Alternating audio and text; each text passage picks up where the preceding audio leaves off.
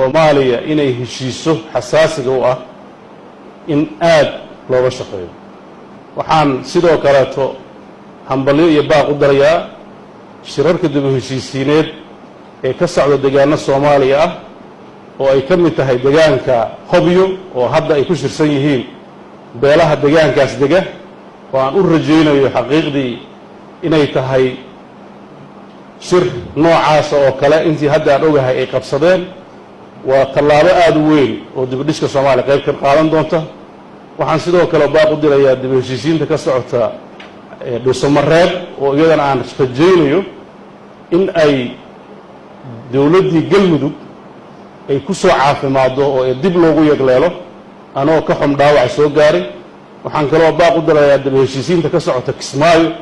ee ka dhalatay khilaafyadii ka dhashay natiijadii doorashada ee Axmed Madoobe lagu doortay ka dhalatay in iyadana dib u heshiisiin laga galo waarta. waxaan kaloo sidoo kale baaq u dirayaa dawladda federaalka ah oo ah dawladdii Soomaali ka dhaxaysay oo anigu hadda kadib Puntland baa ma dhahayo dawladda hooyada ah waa dawladda federaalka bal hooyada carruurteeda dib ha wax xasuusto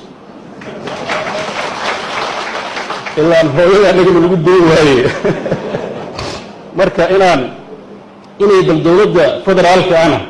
ay ogaato inay iyadu ubuucdi tahay oo iyada laga rabo in ay noqoto midda horseedaysa inay Soomaali ay dib cageer isugu istaagto.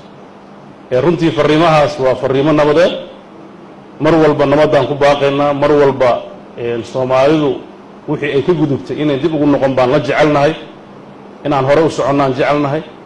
waxaan aad iyo aad uga xunnahay dadka Puntland